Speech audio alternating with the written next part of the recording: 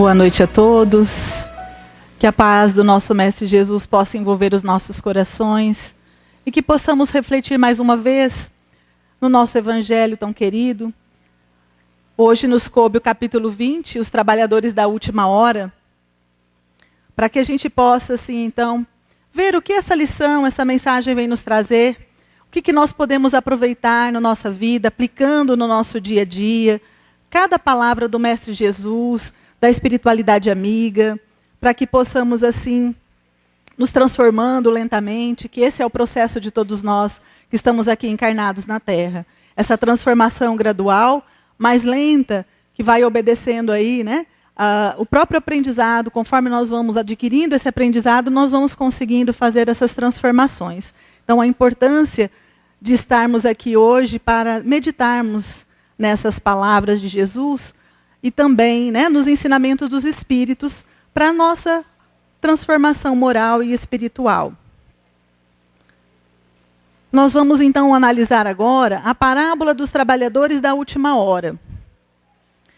O reino dos céus é semelhante ao pai de família, que ao romper da manhã, saiu a assalariar os trabalhadores para a sua vinha.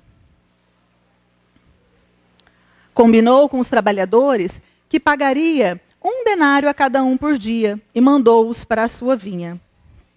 Na terceira hora, tendo saído também, viu estarem outros na praça, ociosos, e disse-lhes: Ide vós também para a minha vinha, e dar-vos-ei o que for justo.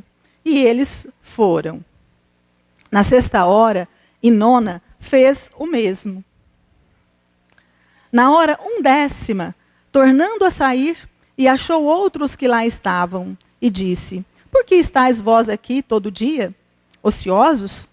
Responderam-lhe eles: Porque ninguém nos assalariou. Ele lhes disse: Ide vós também para a minha vinha. Ao cair da tarde, ele chama os trabalhadores e o seu mordomo faz os pagamentos, e cada um dos trabalhadores recebe 1 denário, começando pelos últimos e indo até os primeiros. Mas naquele instante, aqueles últimos que chegaram receberam 1 denário. Os outros, que já tinham trabalhado desde a primeira hora, contestaram. Então eles perguntam a Jesus. Julgam que haviam de receber mais, né? Achavam que tinham que receber um pouco mais. E ao recebê-lo, murmuravam contra o pai de família, dizendo: Estes que vieram por último não trabalharam senão 1 hora, e tu os igualastes conosco, que aturamos o peso do dia e do calor?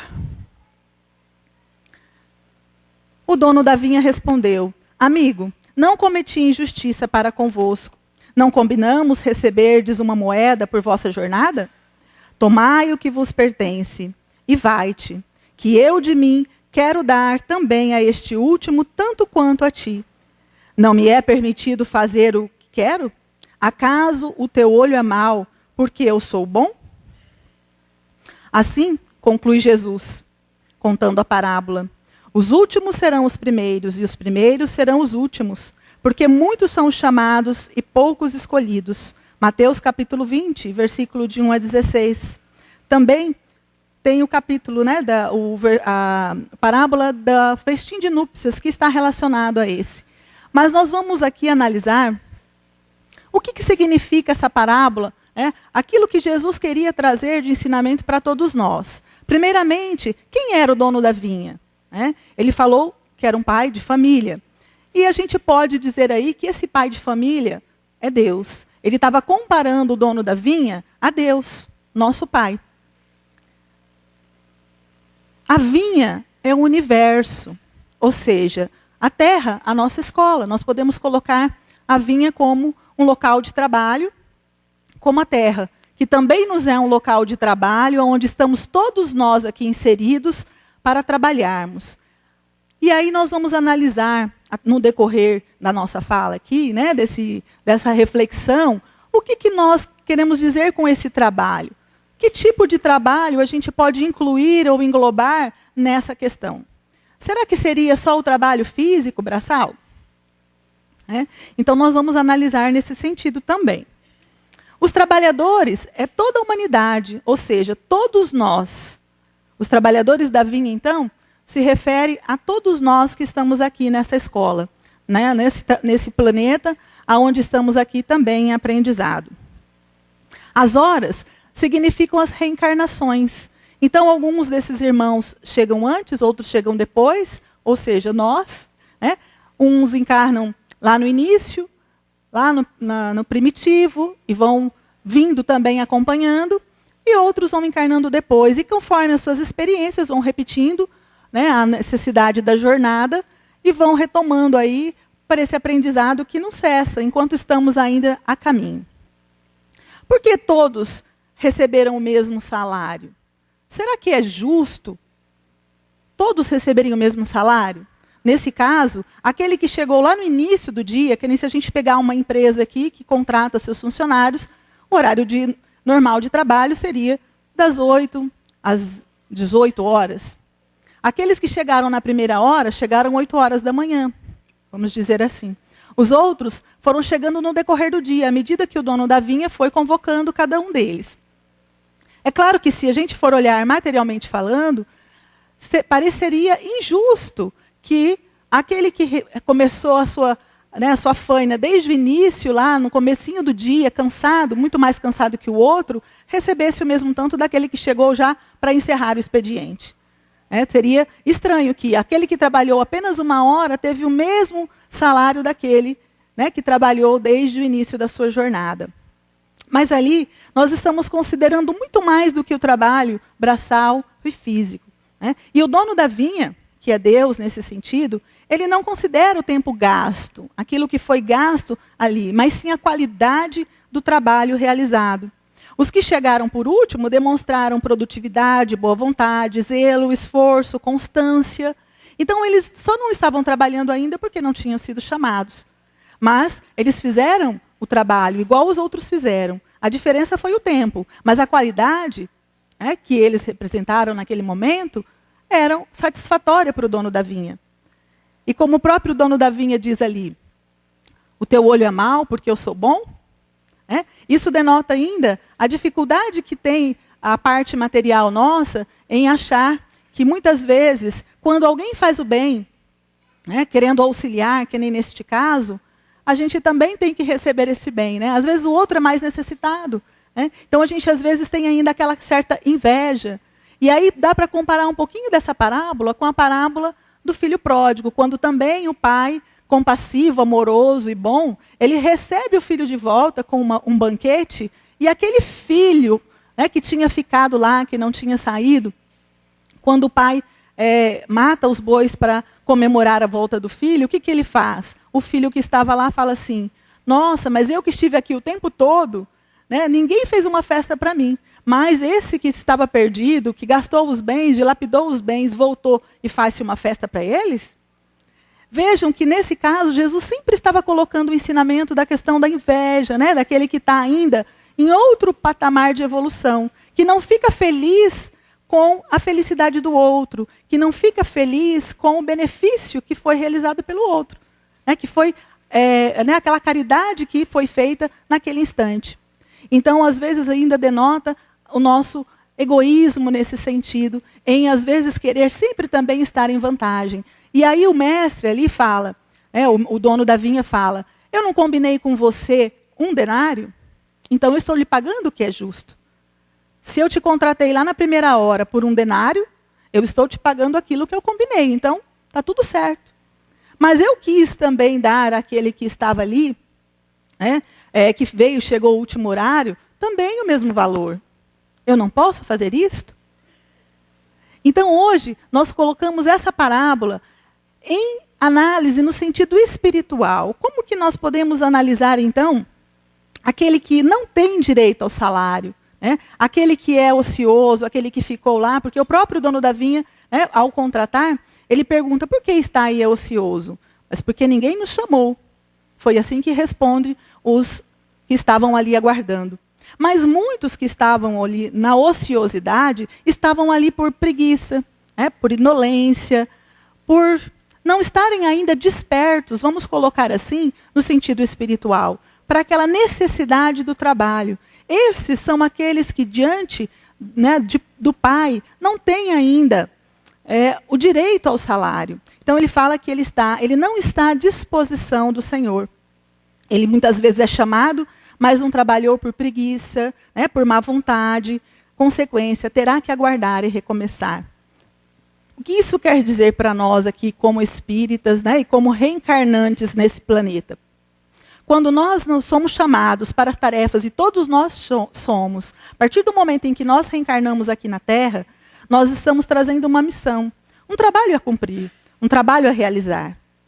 Cabe a nós, né, irmos compreendendo qual é o papel que a gente pode assumir aqui aonde estivermos. Seja na sociedade, seja no nosso campo profissional, no nosso campo familiar, dentro do nosso campo religioso, porque muitas vezes também nos engajamos nas religiões e muitas vezes nós estamos ainda na condição de dependentes daquela religião. Nós ainda não estamos na condição daquele que está servindo, trabalhando. Nós estamos ainda na condição do assistido.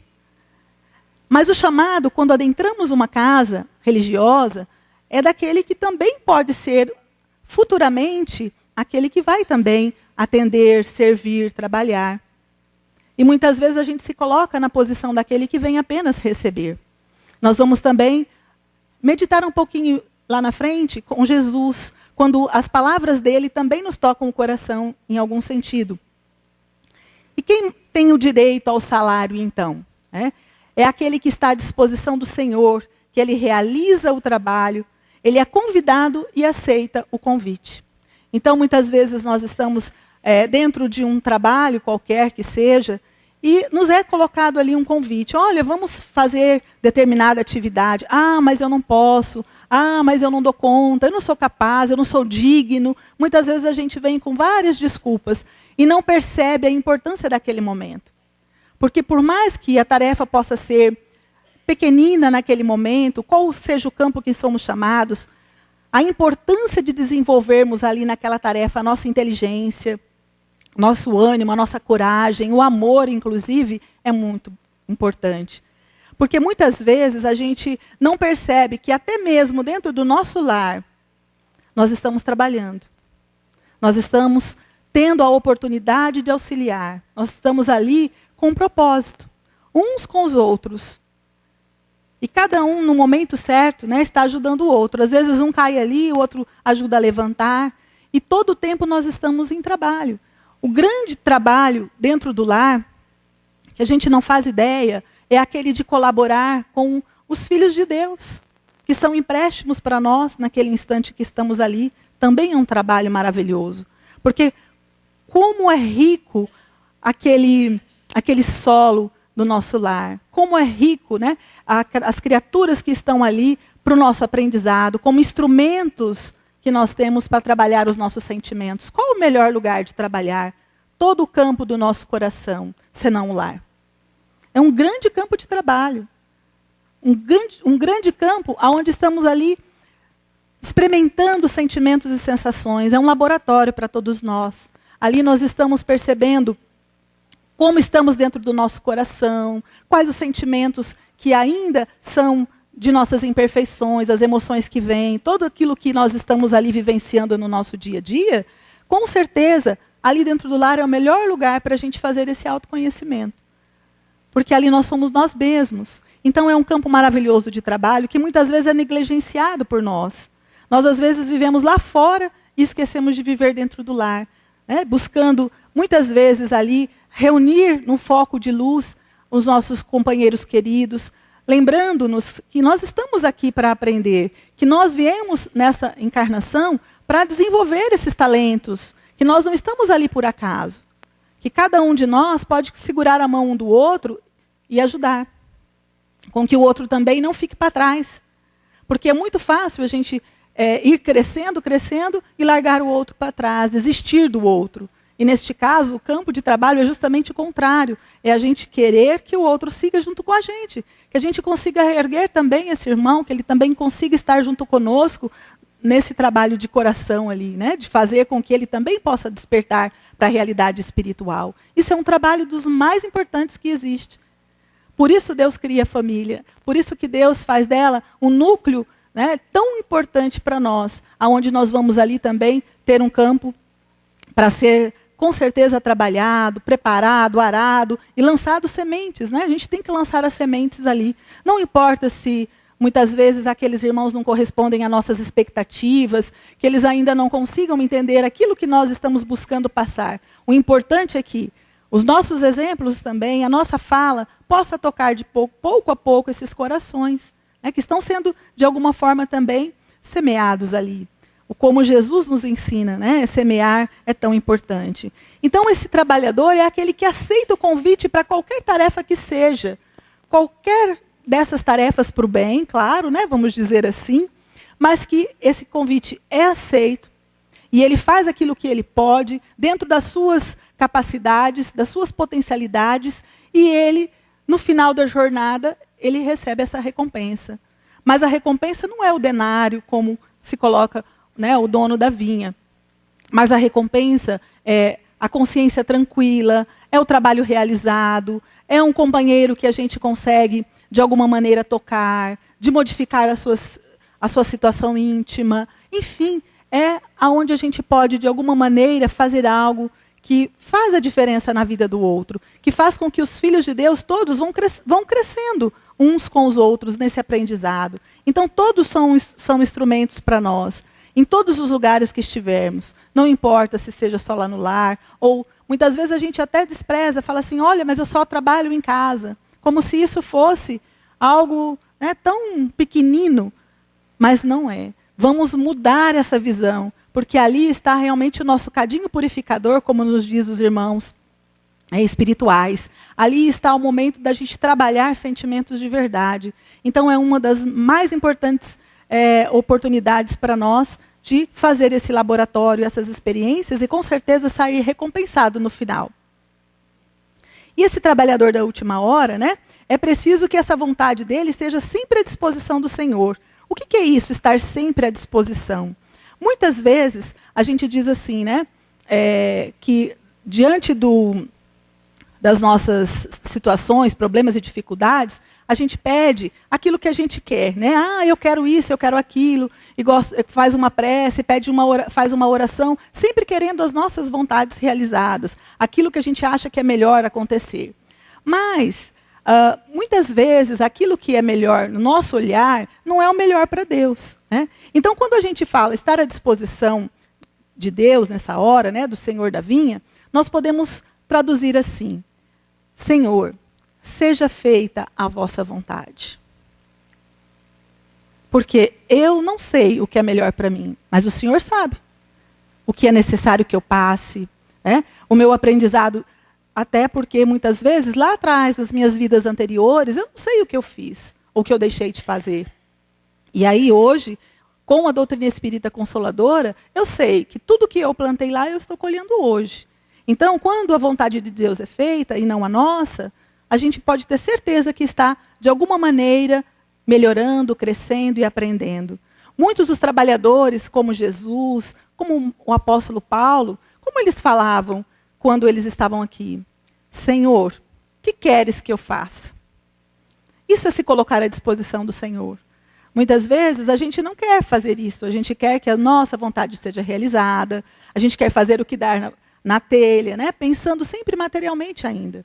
Nós muitas vezes não conseguimos nos dissociar da matéria. Nós nos vemos como essa criatura que está aqui, que tem uma única vida, que tem que aproveitar, que tem que acabar logo, né, com todas as nossas vontades, com nossos desejos, realizar todos os sonhos, mas a maioria das vezes os nossos sonhos não são para o nosso espírito, são para a nossa matéria, para a nossa materialidade. Então, quer dizer, ficamos apegados cada vez mais a tudo aquilo que nós estamos realizando aqui na Terra. Então, nós pensamos muito mais, né, com o olhar, com o ponto de vista material, do que com o ponto de vista espiritual. E Jesus sempre nos quis mostrar esse outro ponto de vista espiritual, em tudo que ele falava. Mesmo que ele comparasse, através das parábolas, os ensinamentos dele com aquela faina cotidiana, com tudo aquilo que nós fazemos no dia a dia, ele sempre queria mostrar ali, né, deixando nas entrelinhas o fundo espiritual. que um dia, um pouquinho melhores, iríamos perceber, como estamos percebendo agora.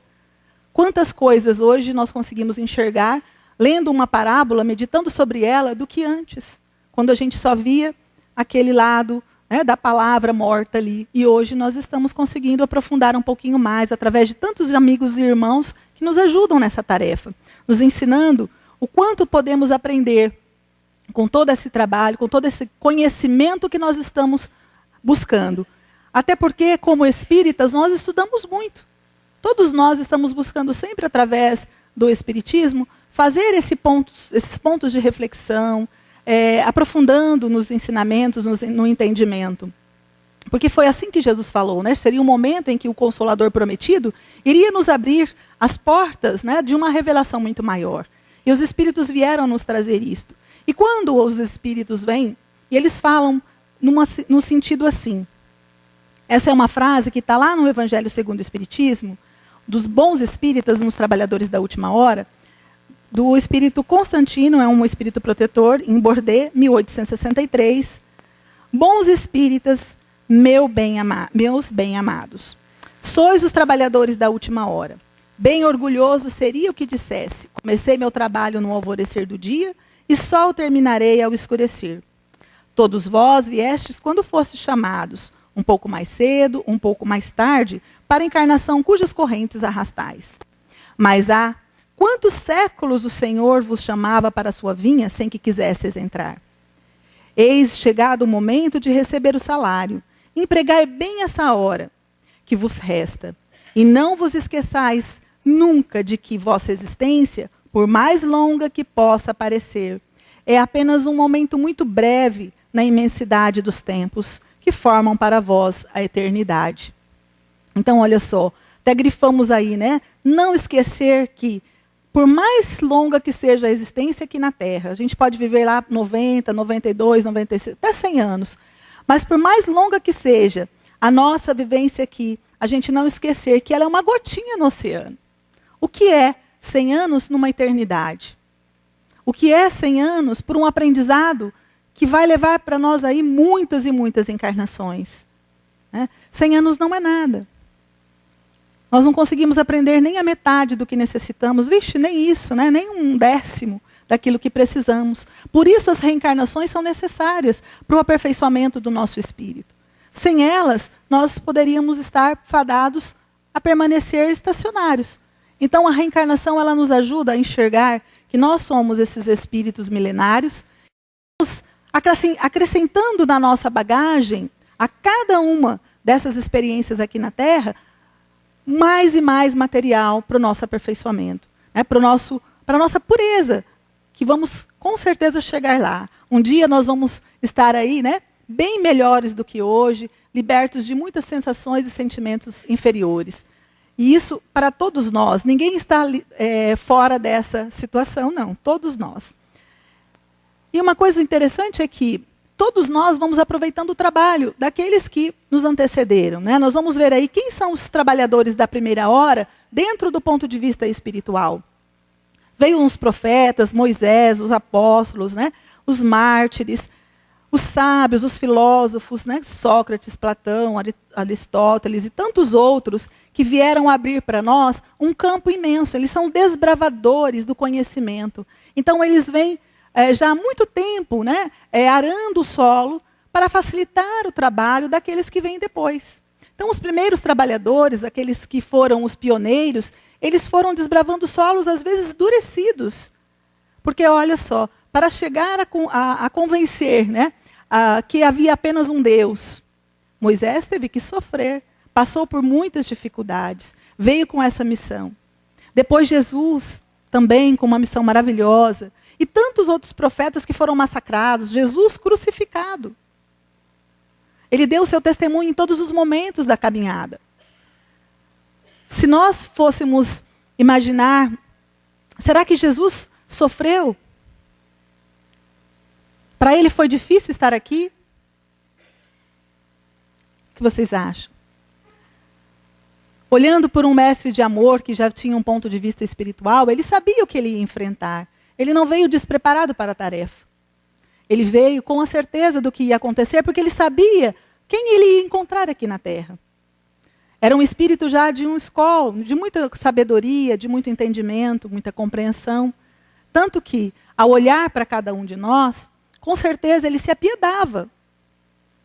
Ele jamais deve ter tido, em algum momento, sentimentos de desamor por nós. Pelo contrário, a piedade, a generosidade de Jesus não permitia que ele se enfadasse com aquele trabalho que ele veio realizar. Por pouco tempo que foi, mas foi o suficiente para ele semear e deixar as sementes lançadas. Agora, o nosso solo, muitas vezes, como ele mesmo, nós podemos colocá-lo ele como o semeador.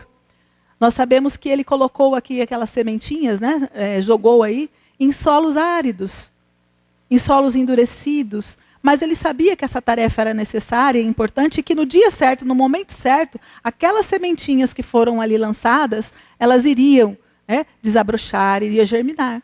O que está acontecendo hoje conosco? Depois de mais de 2000 anos, nós estamos buscando ensinamentos que preencham a nossa vida. Porque por mais às vezes que estamos aí no dia a dia, tendo situações que são ilusórias para nós e que não são permanentes, como a vida aqui na Terra, no fundo há uma dificuldade, uma situação que falta para ser preenchida em nosso coração. Porque às vezes a gente busca nos prazeres da vida, ávido às vezes por divertimento, por bebidas, por drogas, alguma coisa que nos dê uma alegria, uma felicidade. Mas aquilo é momentâneo, aquilo passa. Passa porque é fugaz, porque também não é verdadeiro. É só para que a gente possa ficar ali um pouquinho mais distraído. Porque a verdadeira felicidade, o verdadeiro sentimento de bem-estar, ela está muito além das coisas da terra. E nós, como espírito, sabemos disso. Mas a roupagem da carne abafa os sentimentos espirituais, abafa o espírito. E a gente se deixa abafar. Ficamos distraídos, às vezes, uma encarnação inteira. Só vamos acordar lá no mundo espiritual e pensar assim, o que eu fiz da minha vida? Ou o que eu não fiz da minha vida? Quantos sustos as criaturas levam quando chegam no mundo espiritual? Nós temos um livro da doutrina espírita chamado Céu e Inferno. Alguns irmãos já conhecem, aqui não é muito comum os espíritas lerem o Céu e o Inferno. Mas deveríamos ler mais, estudá-lo, porque nele existem vários e muitos mesmo depoimentos de espíritos desencarnados que chegam ao mundo espiritual e se deparam com uma realidade tristíssima, difícil, dolorosa, de perceberem o tempo perdido, de perceberem as ilusões que caíram. Uns ficam ainda entorpecidos por muito tempo.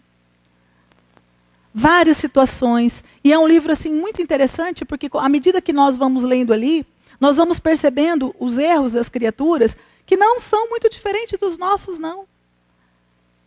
Nós também cometemos, às vezes, as mesmas falhas que esses irmãos cometeram. Às vezes estamos exatamente muito parecidos com eles. E eles chegam lá e se deparam com essa realidade e sofrem. Um sofrimento que já não é físico mais, é moral. É uma dor que muitas vezes eles não sabem.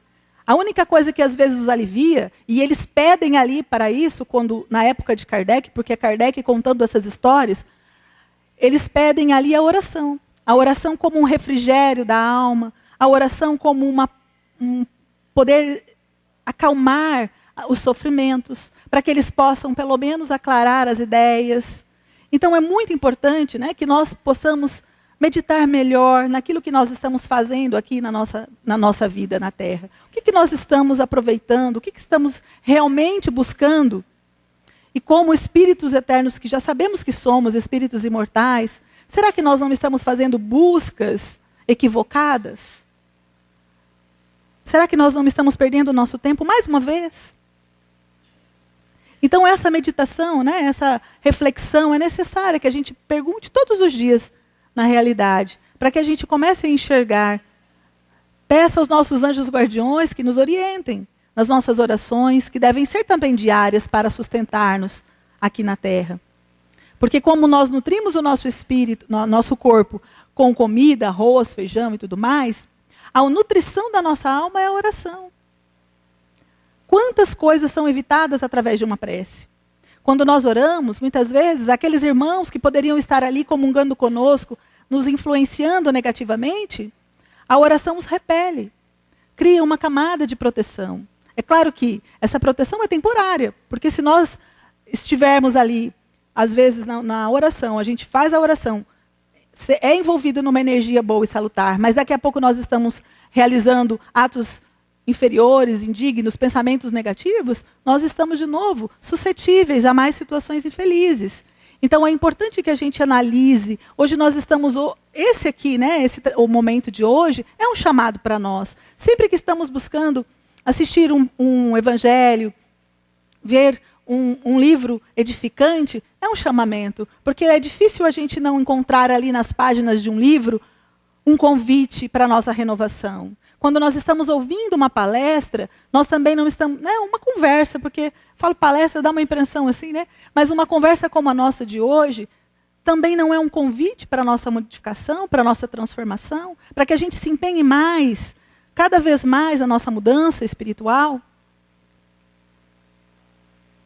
para que a gente não venha igualmente sofrer lá na frente, né, as mesmas coisas que a gente já está vendo que as criaturas sofrem, porque nós estamos tendo a oportunidade de ouvir os espíritos nos falarem das dores e dos sofrimentos. André Luiz mesmo, em Nosso Lar, ele conta a sua trajetória. Né? Tem um filme que quase todo mundo conseguiu assistir, justamente porque em filme, porque para ler muitas pessoas não gostam de ler. Mas o filme ficou mais acessível e as pessoas conseguiram perceber, né, a trajetória desse espírito, os equívocos que ele também praticou. Uma pessoa de boa família, né, bem educado, médico, teria toda uma oportunidade pela frente. Mas ele acabou, né, fazendo tudo ao contrário. E ele só vai se dar conta no mundo espiritual. E lá ele começa uma jornada de transformação maravilhosa. E ele transforma nos livros que hoje a gente lê, estuda e reflete sobre eles. E ele traz muitos casos também nos livros que são posteriores ao Nosso Lar, que vão nos ajudar também a olhar como é essa chegada no mundo espiritual. A dificuldade que temos também, né, de estarmos ali junto com outros espíritos sofrendo as dores da alma, que são tantas. Ele foi chamado de suicida. E ele não se conformava, porque ele não se suicidou. Ele não fez isso. Ele não chegou a pegar a arma e atirar nele, nem muito menos outro tipo de coisa. Mas aí o outro amigo espiritual que o assiste responde por que ele é chamado de suicida ali naquele momento. Ele é chamado de suicida porque naquele instante em que ele deixou de usar a sua existência para o bem, né, não realizou o bem, acabou usando, desperdiçando, né, com bebidas. A vida social dele era bem estranha, ele não deu valor à família, né, nada disso foi importante para ele. Ele passou a vida, aproveitando, como a gente às vezes fala, né, distraído dos deveres reais. E quando ele chega, depois de 8 anos de sofrimento, o que acontece com ele? Ele vai cair em si, porque ele está tão sentido, tão dolorido ali naquele instante, que ele começa a pedir ajuda a Deus, quando ele nunca sequer em vida tinha lembrado de fazer uma prece, uma oração. E naquele momento que ele se recorda disso, ele pede clemência. E é quando ele divisa os trabalhadores que vêm em busca dele, que realmente o amparam, que o auxiliam ali naquele instante e o levam para os locais de atendimento, nos hospitais, onde ele vai passar ali a sua parte, né, de recuperação. E ali ele vai descobrir coisas incríveis, né? Porque a partir do momento em que ele, tão seguro de si, queria trabalhar ali, queria servir ali naquele momento, e ele queria trabalhar como médico, porque ele chegou com uma posição de médico e ali ele queria continuar trabalhando como médico. Ele não pensou que o trabalho ali teria que ser diferente, porque não tem mais corpos físicos ali para tratar. O que tem ali? O que resta ali? Né? São espíritos. As feridas são curadas de outra maneira. Ali, os cuidados médicos não são os mesmos da Terra. E ele, então, começa a perceber muitas coisas novas, né? O jeito de alimentar-se dos espíritos, o jeito de falar, de andar, tudo é diferente para ele. Porque ele, aqui em Terra, ele nunca tinha ouvido falar sobre isso. Mas hoje nós espíritas sabemos. Por conta de todo o amparo que nós temos, as leituras e as obras que ouvimos, né, que assistimos, nós sabemos, que lemos, né, nós sabemos como será o nosso despertar no mundo espiritual. E esse despertar muitas vezes pode ser doloroso para aqueles que não estão aceitando o convite, as tarefas de trabalho, seja em qualquer lugar que estivermos inseridos. É muito importante a gente lembrar disso, porque se a gente ficar pensando que o trabalho, né, vai ser só aquele ou religioso, né, ou espiritual, ou braçal, material, não. É aquilo que nós dissemos lá no início. O trabalho, ele é feito, né, com o coração, né, com sentimento. Aonde estivermos, nós podemos trabalhar sim, né, dar o melhor de nós, sem desistirmos daquilo que abraçamos, as tarefas que nós estamos ali para realizar. Porque como é fácil desistir? Muito fácil. Na menor dificuldade, nós largamos mão. Nós falamos assim, não vou mais trabalhar lá, não vou mais para aquela casa, porque aquela casa espírita lá só tem gente chata, só tem gente orgulhosa. Nós mesmos, às vezes, somos orgulhosos mesmos. Mas aí a gente vai lembrar que lá no Evangelho está dizendo que a própria terra, ela é uma escola, ela é um hospital e é uma prisão. Quem que está nesses lugares? Na escola, os aprendizes. Na prisão, os criminosos. E no hospital, os doentes. Né? Então, todos nós, encarnados aqui na Terra, não somos muito melhores que os outros. Estamos todos aí nesse nível de aprendizado muito parecido. E é por isso que muitas vezes a gente não suporta o outro. Tem dificuldade de estar convivendo com as outras criaturas, nos trabalhos que realizamos e até mesmo no nosso lar. Quando a gente não suporta o outro, quando a gente já não consegue mais tolerar aquele que está ali colocado ao nosso lado. E o nosso trabalho se perde, porque ou eu desisto, abandono a tarefa, ou troco de pessoa, porque às vezes eu acho que trocar é mais fácil, porque o outro vai ser melhor. Só que quando a gente vai ver, não é nada disso, não tem nada de melhor, só troca o problema, só troca de nome, e aí vai. E assim continua. Né? Então, assim, o trabalho vai ficando para trás. Nós vamos perdendo os instrumentos de trabalho, vamos perdendo as oportunidades, porque nós não percebemos que trabalhar é isso. Trabalhar na vinha do Senhor é muito mais do que ficar ali, né, só orando, só rezando. É muito mais do que isso. Né? Trabalhar exige, né, arregaçar as mangas, sujar as mãos, cavucar a terra. Precisa que a gente consiga fazer ali o melhor de nós, sem cansar. Né? Buscar fazer o melhor, sempre o melhor.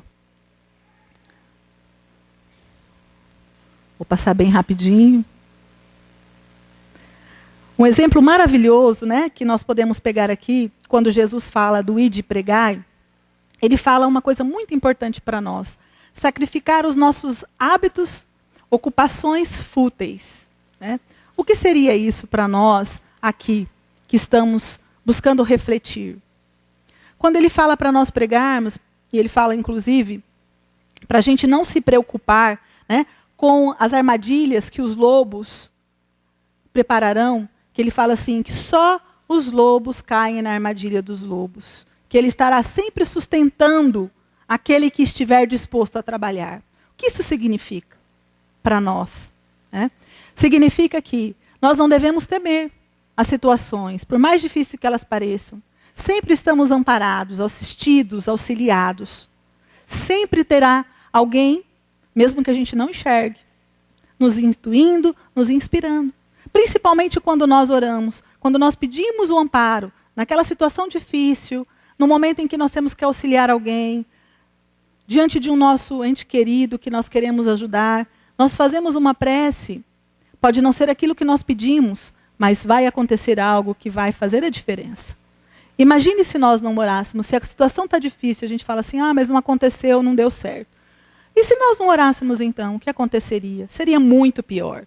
Então a oração é o sustentáculo, é necessário. O evangelho no lar também nos ajuda, né, reforça as barreiras magnéticas do nosso lar, protege-nos e ampara-nos. Nós não sabemos a importância que isso tem, porque às vezes nós olhamos o evangelho no lar como um mero ritual. vamos fazer o evangelho no lar. Senta ali, faz uma prece, faz uma leitura, comenta rapidinho, toma uma aguinha e pronto, acabou. Né? Um ato mecânico mesmo.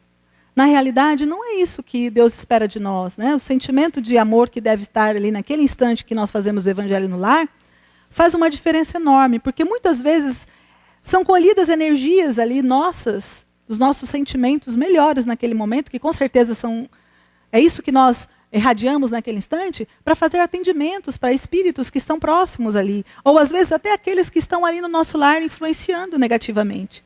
É um momento de faxina espiritual no lar, é um momento em que está sendo feita toda uma limpeza. Então olha que importância quando nós nos colocamos ali. Muitas vezes sacrificando essas horas vazias, os hábitos, né, as ocupações que são fúteis na nossa vida e que não acrescentam nada ao espírito. Vai acrescentar talvez para a matéria, mas não para o espírito.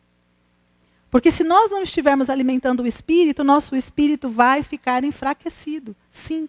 E nas batalhas, né, nos testemunhos, qual consolo teremos? Nenhum. Não temos consolo quando nós não temos sustentabilidade espiritual. Quando as nossas bases espirituais são fracas. Nós descambamos, vamos cair. Porque o consolo não chega ao nosso coração. E o consolo é justamente os ensinamentos que os Espíritos vêm nos dizer. Estais aqui todos nós para provar e espiar. Olha só, provar e espiar. Nós estamos num planeta de provas e expiações. Não esperemos facilidades, nem felicidade. Nem Jesus falou que teríamos. Ele disse assim, a felicidade não é deste mundo. E muitas vezes ele diz... Nós temos lá uma passagem do Evangelho que fala assim, a felicidade real é infelicidade.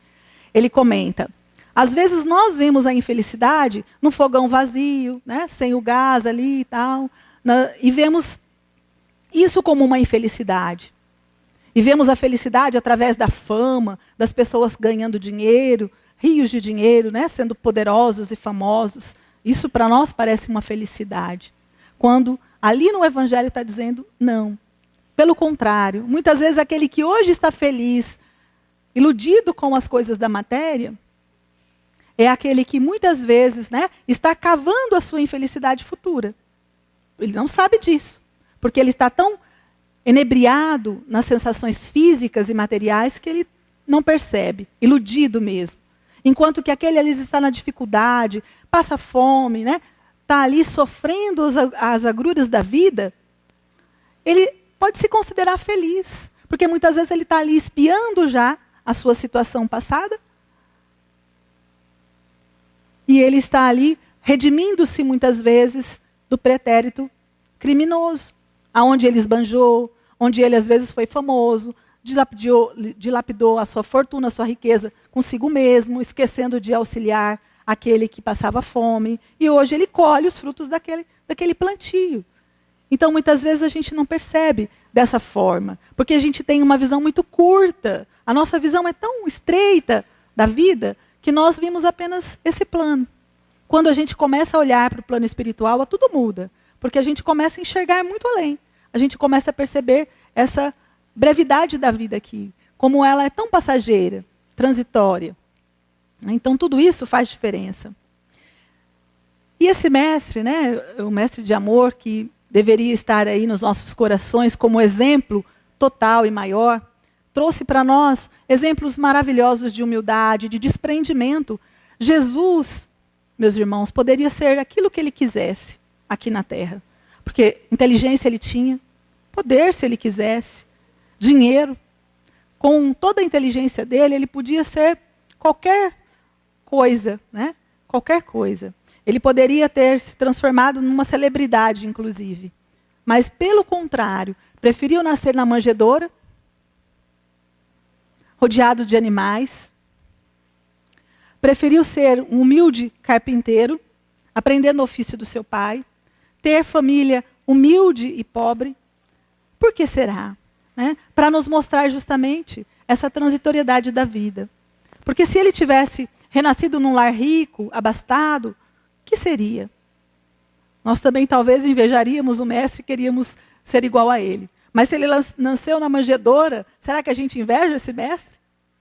Vamos nascer na manjedoura também? Então ele mostrou aí um exemplo de humildade. O maior espírito que pisou sobre a terra veio a trabalho, a compromisso, comprometido com o próprio Pai, médium de Deus. O que ele fez? Exemplificou humildade, amor ao próximo, caridade, fé. Em todos os momentos ele nunca disse assim, eu fiz. O Pai fez. Né? A humildade maior. Ele disse assim, eu não vim para servir. Desculpa, eu não vim para ser servido. Eu vim para servir. Todo o tempo dele foi gasto com isto. Servindo, mostrando para a gente o que era para ser feito. Essa deveria ser a nossa atitude, não só como trabalhador espírita, mas como pessoa, como espírito que está aqui na terra. Deveria ser, servir. E aí, nós vamos ver aqui, quando ele lava os pés dos apóstolos, o próprio Pedro se assusta com aquela humildade de Jesus. Ele pensa assim, Senhor, como? O Senhor é mestre, vai lavar os meus pés? Eu é que deveria estar lavando os teus pés. Aí ele disse, calma Pedro, deixa eu lavar os seus pés, porque aquele que não passar por essa lavagem dos pés, não fará parte de mim. E aí, ele diz assim, vós me chamais mestre e senhor, e dizeis bem. Portanto, se eu sou mestre e senhor, vos lavei os pés, também vós deveis lavar os pés uns dos outros. Eu vos dei o exemplo para que façais como eu fiz. Então, olha só, mais uma das questões aí maravilhosas de Jesus de humildade, mostrando que nós todos podemos fazer uns pelos outros. Não existe cargo, não existe encargos, como diz um irmão nosso aí sempre. Nós precisamos estar buscando sempre olhar por esse ângulo. Nós estamos aqui servindo, nós não estamos aqui para ser servidos, aonde estivermos. Nós temos que fazer a nossa parte, fazer da melhor forma possível, não esperar que o outro faça. Porque o que tem uma coisa muito importante na doutrina é essa libertação, essa autonomia, porque todos nós somos capazes de realizar muito mais do que pensamos. Nós somos deuses, disse Jesus. Podeis fazer o que eu faço e muito mais, mas nós não acreditamos nos potenciais que trazemos. E para a gente encerrar, nós vamos dizer aí que servir com Jesus, nós podemos aí ter 4 categorias de trabalhadores. Primeiramente, o escravo. Aquele que faz por obrigação. Ele só está fazendo porque ele é obrigado, senão ele não faria. Aquele que recebe o salário. Eu estou fazendo porque eu estou recebendo o pagamento, eu estou a fim da recompensa. Então eu estou mais preocupado em fazer algo para ganhar uma recompensa do que qualquer outra coisa. Ou eu posso servir a Jesus por gratidão. Eu vou lá na casa espírita, recebo tantas bênçãos, tanto amparo, então eu também vou trabalhar. Já é um bom negócio. Nós já estamos, pelo menos, devolvendo o bem recebido. Mas também podemos fazer isso por amor. A diferença está nesse servir. Porque, enquanto isso, desses 3 ângulos para trás, nós estamos trabalhando. Às vezes, só trabalhando. Nesse 4º item, que é o amor, nós estamos servindo. Nós já não estamos mais esperando nenhum tipo de recompensa. Nós não estamos mais nos preocupando com nada disso. Nós estamos já evoluindo, ou seja, nós estamos dando o melhor que nós temos. Nós já queremos colocar o nosso coração em serviço do próximo, em favor daqueles que sofrem e que precisam de um consolo, de um amparo, de um amigo, de um irmão. Então, quando nós pensarmos agora em trabalharmos, vamos rever a nossa maneira de sentir e pensar. Trabalhar com o mestre pode ser feito dessas 4 formas, Mas qual é a nossa forma? Qual nós gostaríamos de oferecer a Jesus? Servir por amor? Por obrigação? Por recompensa? Ou por gratidão? Nós podemos escolher. Então, meus irmãos, nós agradecemos a oportunidade desse convite também que nos é oferecido aqui pela casa, para estudarmos juntos, para buscarmos refletir juntos nesse evangelho tão maravilhoso que com certeza clareia e norteia os nossos passos nessa encarnação, e que Jesus possa nos abençoar mais uma vez, e vão na paz de Jesus. Muito obrigada a todos.